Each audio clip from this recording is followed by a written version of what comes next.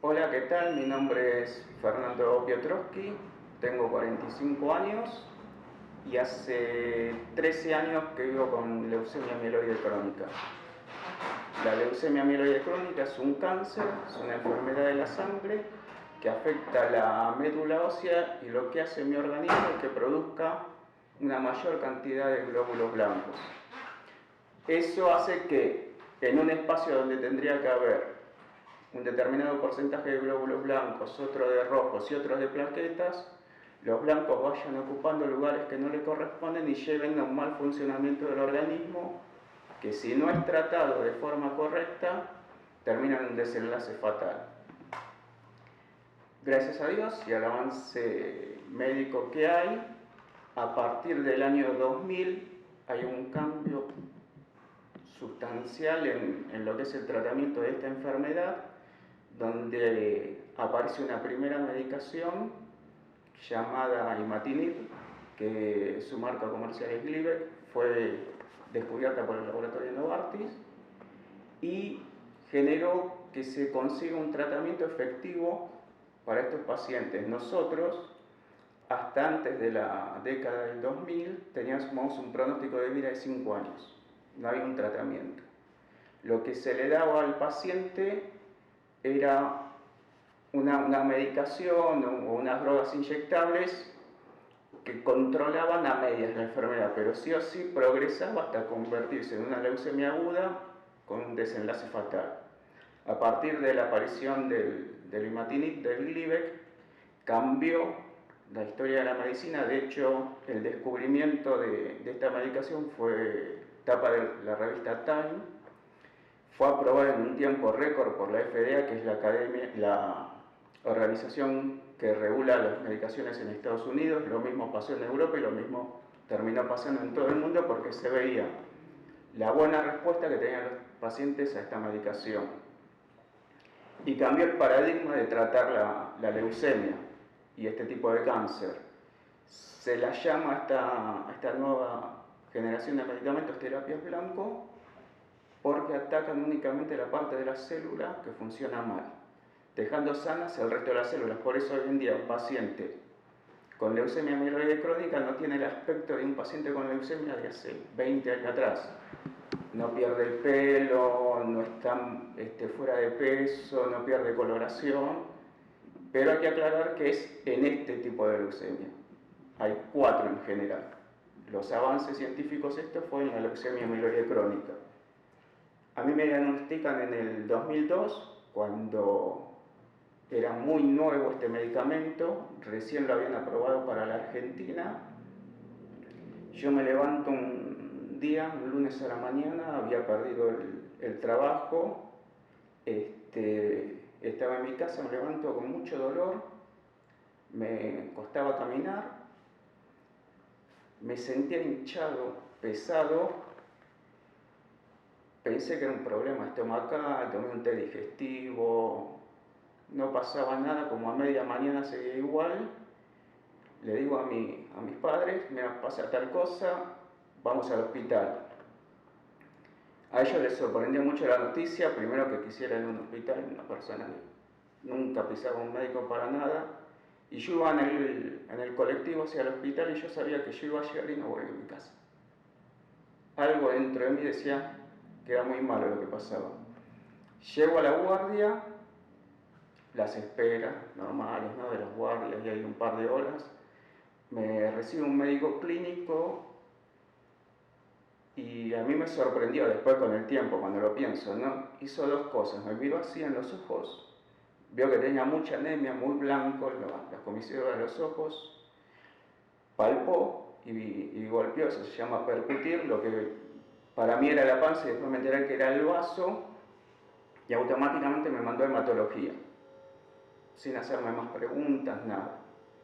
Cuando llego a hematología, me sacan sangre, una gotita va a un vidrio para verlo en el microscopio y la otra llevan el tubo al laboratorio. Pero mientras esperan el conteo del laboratorio, los médicos hacen ese vidrio que se llama frotis Y ahí descubren a la vista del microscopio que había muchos más glóbulos blancos de lo normal, una característica de la leucemia, ¿no?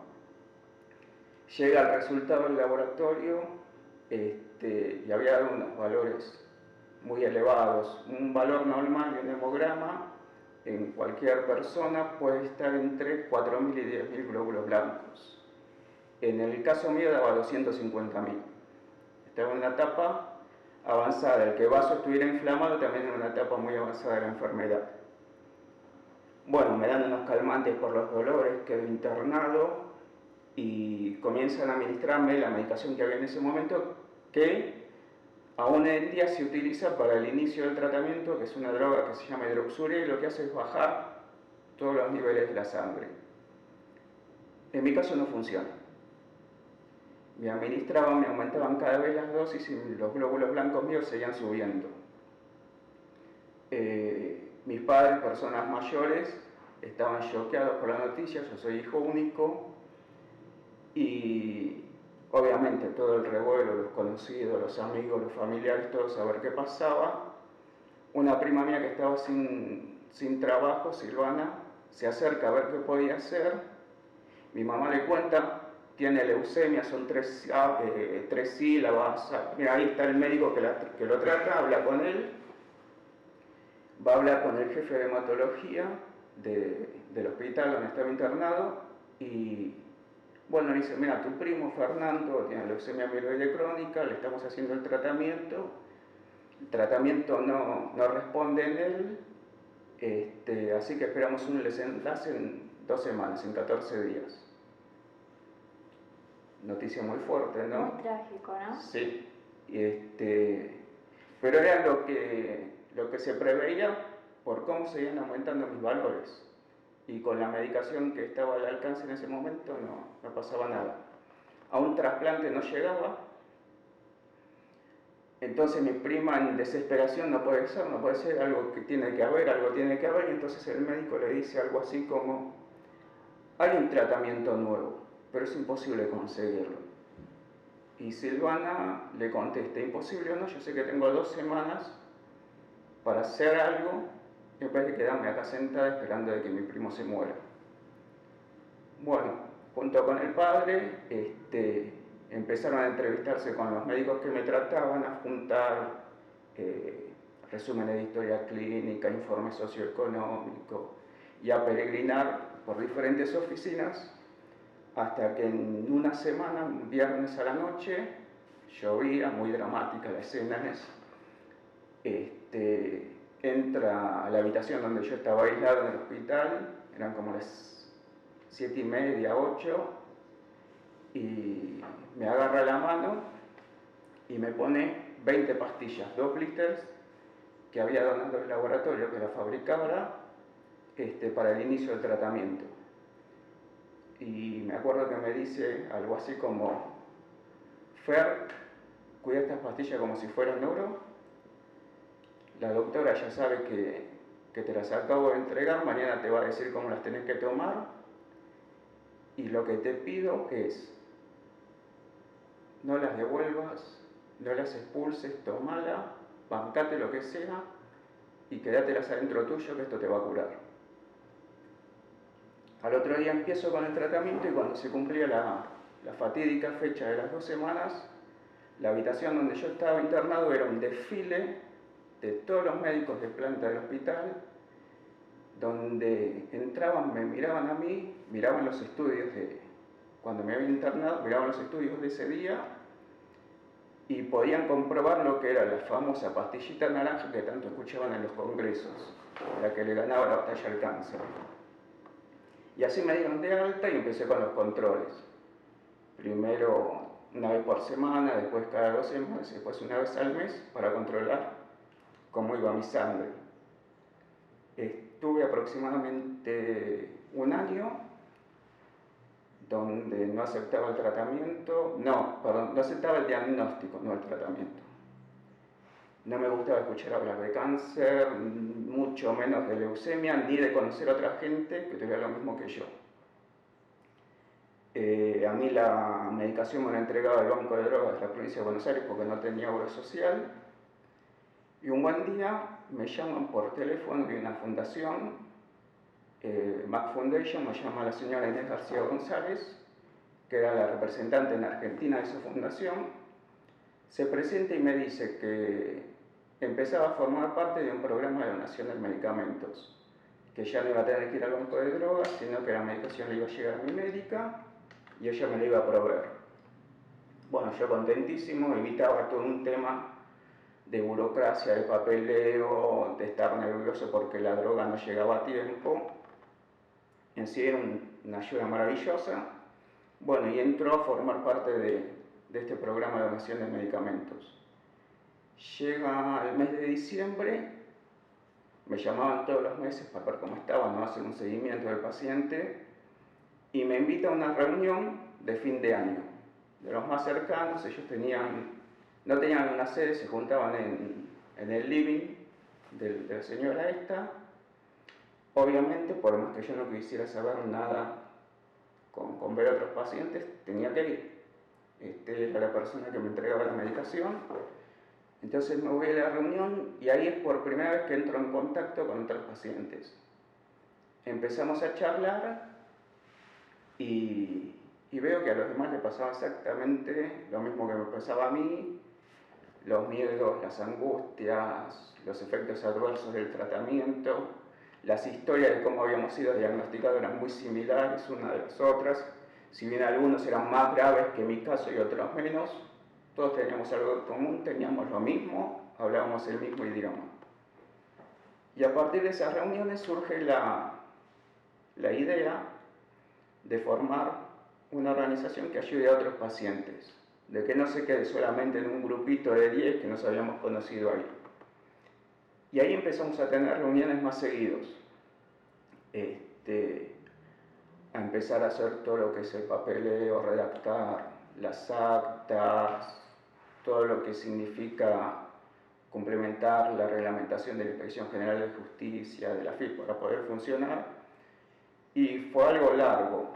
Hicimos el acta constitutiva en el año 2006, obtuvimos la personería jurídica en el 2007 y en el 2008 subalquilamos una oficina a una ONG más grande en la ciudad de Buenos Aires y empezamos a trabajar de manera diaria con pacientes. Fernando, discúlpame que te interrumpa. Tu historia de vida es bastante impactante.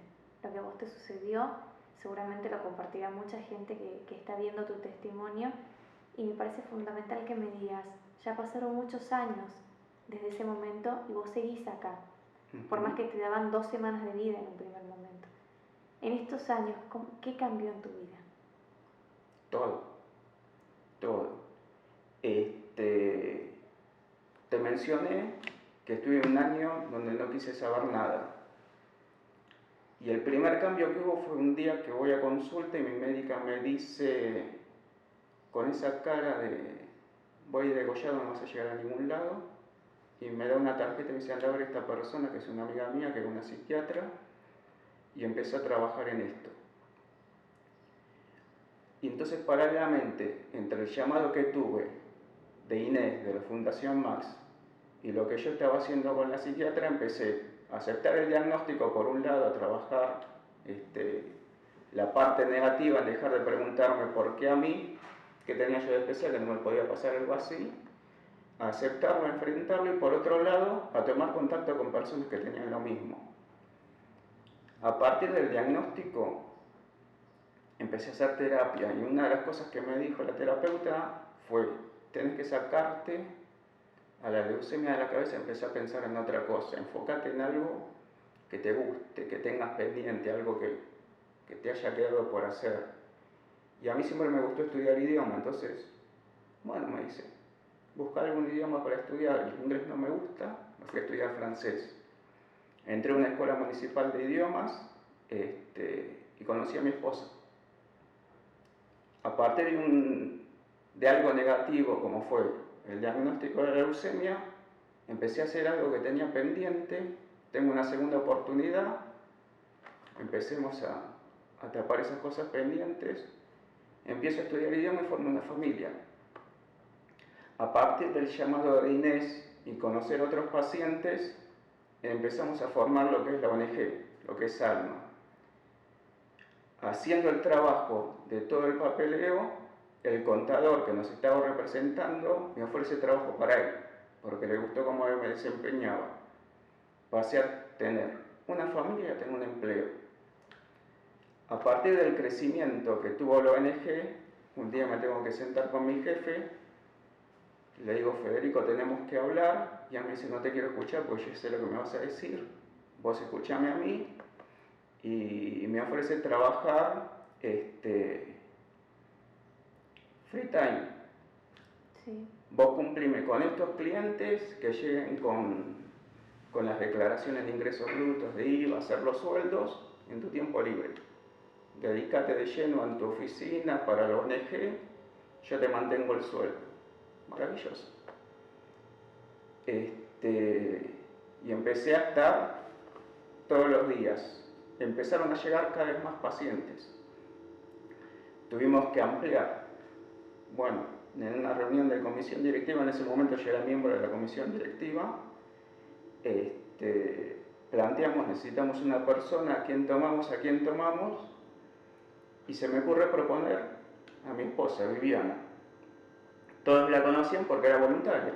A todas las reuniones asistía, conocía la problemática de todos los pacientes porque yo llegaba y le comentaba, estaba empapada en el tema. Tuvo una especie de entrevista y empezó. Y ahí el cambio fue mayor todavía. Viviana le dio la parte humana y de contención que le faltaba a la ONG, desde el punto de vista de un familiar, la parte que nos faltaba, estaba la visión del paciente, faltaba la visión del cuidador, del familiar. Pero ella tiene algo que muchos profesionales cuando la conocen y empiezan a hablar, le preguntan si estudió counseling. No estudió, lo tiene natural. Tiene la facilidad de crear empatía con la otra persona, de involucrarse en su historia, una memoria prodigiosa, pues se acuerda en el estado de tratamiento que está en el expediente, con quién habló, con quién no habló, y ahí se empezó a trabajar más en profundidad con cada uno de los pacientes. Después de 9 años que llevamos desde nuestra creación, tenemos una base de datos de registro de pacientes con leucemia mieloide crónica en Argentina de aproximadamente 560 pacientes, lo cual es poco, porque según estadísticas tendría que haber entre 4.000 y 5.000, pero es un trabajo que se viene haciendo a pulmón. Nosotros, para promocionar lo que hacemos en la ONG, asistimos a congresos médicos. Y eso también es una decisión estratégica. Es mucho más fácil ir a donde van todos los médicos que es salir a visitar hospital por hospital y enseñarles lo que hacemos, cuál es nuestro trabajo, nuestra misión, cómo trabajamos con los pacientes. Fernando, discúlpame, sí. Pacientes que llegan a la fundación, ¿en qué los asisten? Nuestro principal objetivo es la asistencia emocional y práctica en el paciente. Emocional en que sepa que no es a él únicamente lo que le pasa, que somos muchos los que tenemos la misma enfermedad, que somos muchos los que pasamos por lo mismo y que somos muchos los que le estamos ganando la batalla a la enfermedad. Y esto tiene sobre todo importancia en aquel que recién lo diagnostica. El paciente, me pasó a mí, cuando yo llego al hospital y voy al servicio de hematología, recuerdo que me sentaron en una camilla y después de ver el microscopio la doctora me dijo, tenés leucemia, y no me acuerdo más nada. Porque en tu cabeza queda la palabra leucemia y enseguida a vos se te vienen las imágenes que vos asociás a la leucemia. Y son imágenes negativas. Son imágenes que a partir de la aparición de estas nuevas terapias cambiaron. Pero uno no conoce, y es obvio. Vos no podés conocer los avances en los tratamientos de todas las enfermedades. Es imposible, aparte, salvo que seas un médico, no te interesa. Solamente cuando te toca. Y a una persona que recién la diagnostican, el médico le dice, tenés leucemia, y después le explica quédate tranquilo, hay un tratamiento, es 1 o 2 pastillas al día, depende de tu estado, vas a tener una vida normal, pero él lo escucha como de fondo todo eso. Entonces en Buenos Aires, donde tenemos nuestra oficina, los médicos lo que hacen es pasarle nuestro contacto, toma, contáctate con esta gente, anda que te van a ayudar a pedir la medicación. Y esa es la excusa para que llegue y cuando entra la persona en la oficina o se encuentra con Cristina que hace 15 años que está en tratamiento, se encuentra conmigo que hace 13. Entonces a través de una charla le volvemos a repetir lo mismo que le dijo el médico, pero la llegada es diferente porque se lo dice a alguien que tiene lo mismo. En primera persona, ¿no? Claro, y alguien que vive con la enfermedad. Entonces la persona que entró no es la misma la que sale. Entró una persona con un montón de miedo, con un montón de angustias, y sale con un mensaje de esperanza, de fe. Acá hay 2 personas que hace más de 10 años que tienen lo que a mí me diagnosticaron. Voy a estar bien. Esa es la parte emocional. La parte práctica es, nosotros tenemos un tratamiento que es de alto costo. El Estado es el garante de que tengamos el tratamiento de forma gratuita. Cualquier tratamiento en cáncer tiene una cobertura de 100%. Tenga el paciente obra social, prepaga, mutual o no tenga nada. Siempre hay alguien que el tratamiento se lo va a entregar. A veces puede ser más o menos burocrático el trámite. Lo que nosotros hacemos, y ahí es donde es la especialidad de Viviana, es aprender cómo es el mecanismo de solicitar la medicación a cada uno de los prestadores que existen en el país, Obra Social, Prepaga, Ministerio de Desarrollo Social, y cuando venga el paciente, revisar toda la documentación para que una vez que entre no rebote. No se pierda el tiempo, falta tal estudio, falta tal firma, no es el formulario que corresponde, es armar la carpeta como corresponde y presentarla y hacer un seguimiento. Ayudarlo a que el pedido del medicamento, entonces el tratamiento sea más rápido, más eficiente. Llegue lo antes posible. Bien. Y si tenemos posibilidades de conseguir donación de medicamentos para que el paciente inicie enseguida el tratamiento, lo gestionamos. ¿Ustedes trabajan con otras ONG relacionadas, con, por ejemplo, la que te proveyó a vos del medicamento? Así es, nosotros estamos en contacto no solo con ONG que trabajan en leucemia, sino que trabajan todo tipo de patologías de cáncer, porque si bien tenemos foco en lo que es la leucemia, nosotros a veces nos llegan consultas por cáncer de pulmón, por cáncer de mama, entonces lo que tenemos es una red de organizaciones donde sabemos que cualquier consulta que venga, si no nos corresponde a nosotros, saber con quién lo tenemos que derivar, y de hecho lo mismo hacen las otras organizaciones. Ahora, más allá de eso, el tema de acceso es igual en todas. Por más que la enfermedad sea diferente, los papeles son los mismos, puede variar el tipo de estudio, pero la mecánica, los tiempos son exactamente iguales. ¿Y cuál es la dificultad que hay hoy en Argentina para conseguir esos medicamentos? ¿Es más fácil teniendo obra social o es mucho más fácil mediante los papeles o el asesoramiento que les prestan ustedes? ¿El Estado es burocrático a la hora de conseguir esos medicamentos? En cualquier tipo de prestador es burocrático porque es una medicación de alto costo. No, sí o sí lleva una serie de papeleos que hay que presentar, tengas una prepaga de las más caras, una obra social que tenés por tu trabajo o que adquiriste por tener un monotributo, cuando tengas nada y tengas que ir al Banco de Drogas Provincial o a Desarrollo Social. Los tiempos a veces son diferentes. Es diferente lo que puede estar en Desarrollo Social, en Banco de Drogas, que en una prepaga o en una obra social. El acceso está garantizado. Sucede que, por ejemplo, cuando dependes de lo que son bancos de drogas provinciales, nacionales o desarrollo social, depende mucho de cómo está el presupuesto en el momento. Por ejemplo, en este momento que estamos en una etapa de elecciones, el presupuesto está bajo.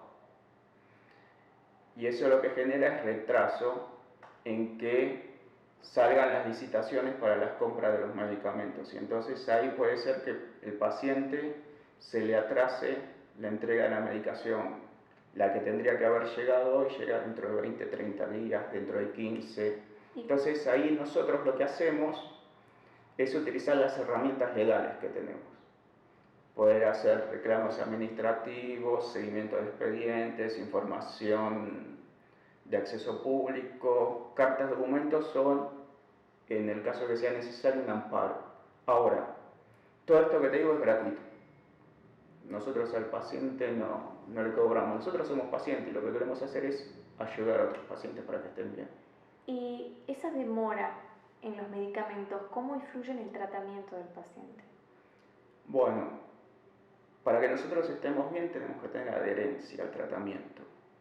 Adherencia, tomar la medicación como corresponde todos los días y asistir a las consultas que tenemos que tener para nuestros controles y hacer los estudios de monitoreo que debemos. Hay estudios donde indican que si vos tenés una adherencia menor al 90%, ya no vas a tener el mismo resultado del tratamiento y la enfermedad puede evolucionar. No va a evolucionar en el corto tiempo, va a evolucionar en el largo. Ahora, una adherencia menor al 90% significa que vos en el mes, 3 días no tomes la medicación. O sea, es un problema grave. Ahora, esa gravedad también depende del estado en que estoy en el tratamiento. Es diferente a cuando me internaron a mí con un pronóstico de 14 días donde la enfermedad estaba muy disparada, a como estoy hoy con años de tratamiento donde un estudio de monitoreo, por ejemplo, en el hemograma no se va a detectar, en una punción de médula ósea no se va a detectar y recién se va a detectar en un examen molecular que es un examen muy específico donde se mide muy profundamente la médula ósea a ver en qué porcentaje está la leucemia. Bien. Que incluso hay pacientes donde no se le detecta con las herramientas de medición que hay hoy en día no llega. Entonces, es diferente aquel paciente que está en una respuesta indetectable que alguien que está con enfermedad disparada. ¿Pero hay algún paciente, hay algún beneficiado por su fundación, por su asociación, perdón, que esté en una situación complicada o que haya tenido algún problema con la provisión de estos medicamentos? ¿Y cómo ha influido eso en su tratamiento? Perdón que te repregunte, quiero saber cuál es la práctica. Quiero saber es negativo, pero un ejemplo práctico. En todo sentido, por lo pronto en lo emocional, todas las enfermedades oncológicas tienen una gran parte que es emocional del paciente. Imagínate que vos que sabés que tenés que tomar una pastilla todos los días para estar bien, te falte. Eso va a jugar negativamente en vos. Vas a estar todo el tiempo pensando en que no tenés la pastilla y ello va a generar que te bajen las defensas, que tengas mala predisposición al tratamiento. Y dependiendo del tipo de respuesta que está, la enfermedad se va a hacer visible ya en la sangre. Y lo que puede suceder es que el día que te llega la pastilla no funcione y tengas que escalar otro tratamiento más grande. O que la enfermedad empiece a evolucionar y pase de una fase crónica a una fase blástica, que es donde están descontrolados los glóbulos blancos, y ese es el paso previo a una leucemia aguda, donde el tratamiento cambió radicalmente y el desenlace es otro. Y te hago una consulta en función de esto que me estás diciendo.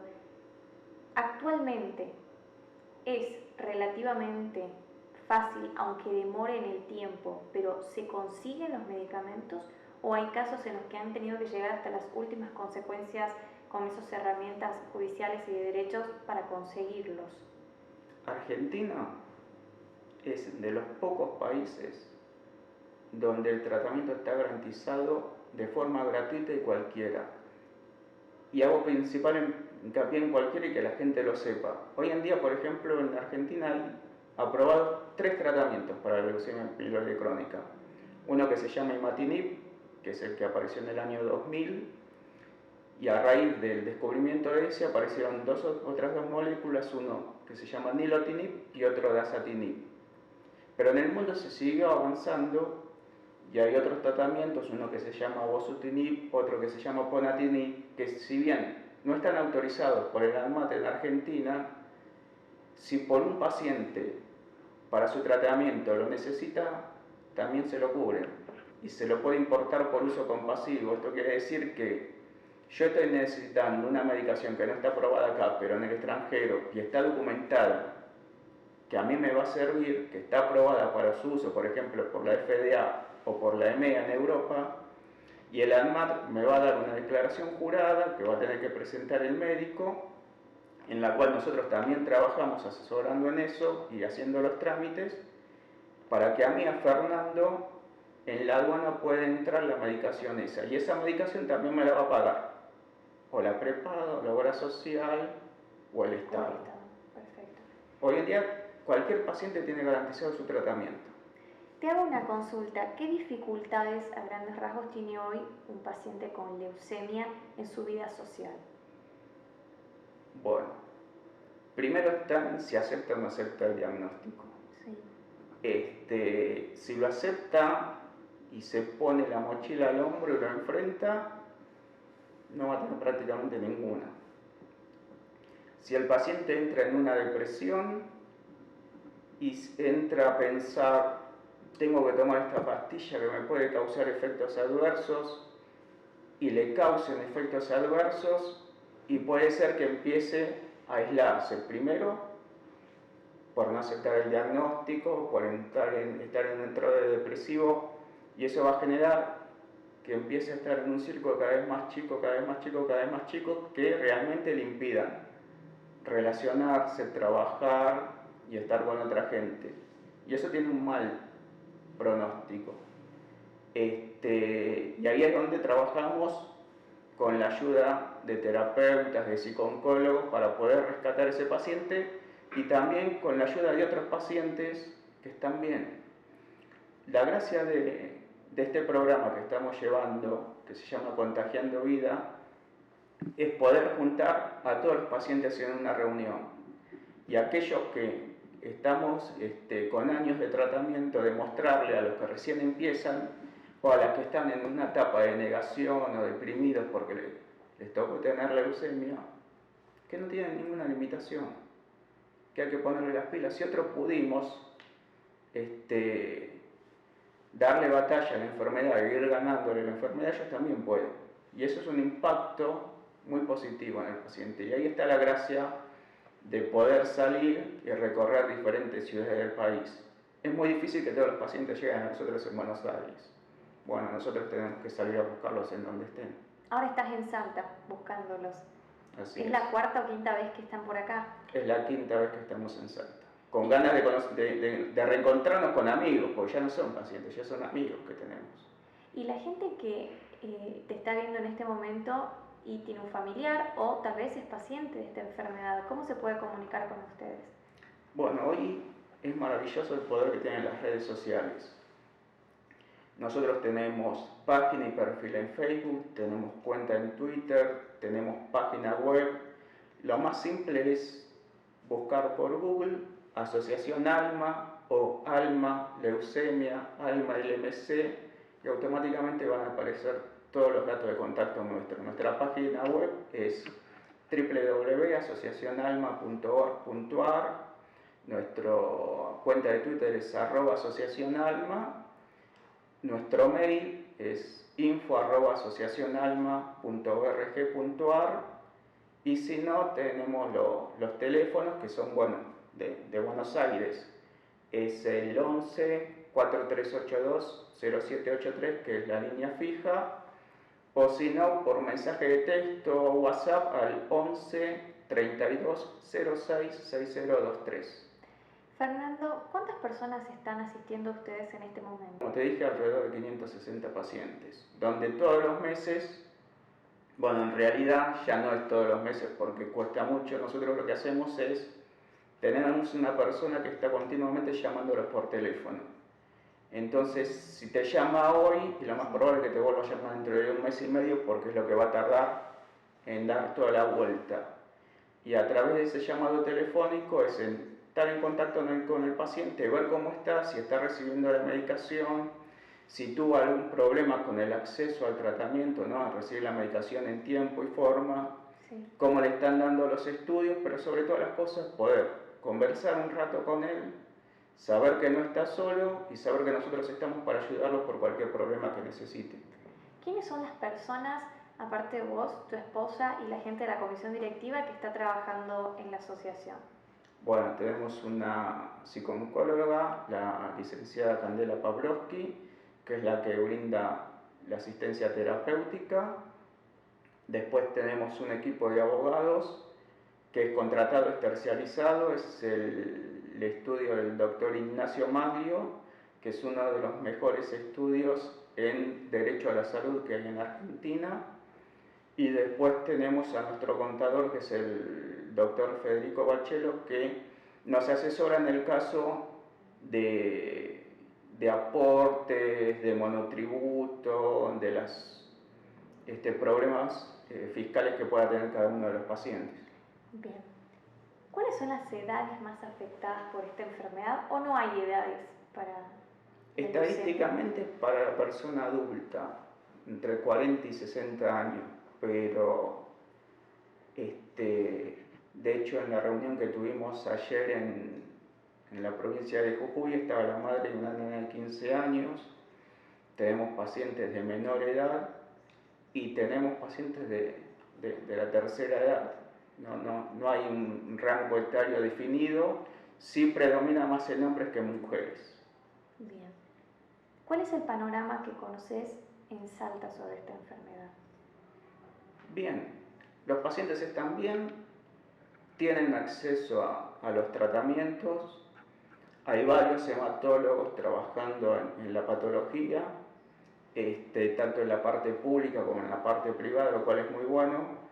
Nosotros el lunes estuvimos haciendo la reunión en Santiago del Estero y en la parte pública no hay un solo servicio de hematología. En el hospital regional en Santiago del Estero no existe el área de hematología, los pacientes están a la deriva y si el paciente no puede pagar una consulta privada, está desahuciado sin tratamiento y teniendo una mala evolución del mismo. Sí. No es el caso de los pacientes de Salta.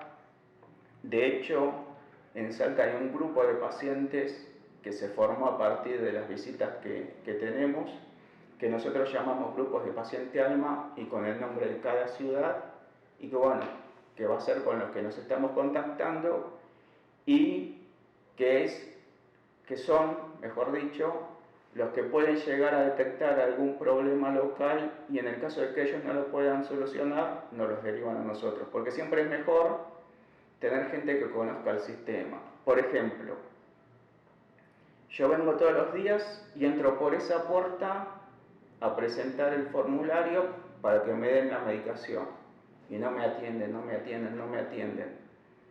Pero otro paciente de acá, en vez de entrar por esa puerta, entra por la puerta de ahí y se lo recibe. Entonces nosotros desde Buenos Aires no sabemos esa metodología, pero la gente de acá sí, porque tiene navegado el sistema, tiene recorrido, golpeado las puertas, entonces son los mismos pacientes de acá que te van a ayudar a otros. No, pero no vayas ahí, anda ahí, que es donde tenés que ir para que te atiendan. Se ayudan entre ellos. Claro.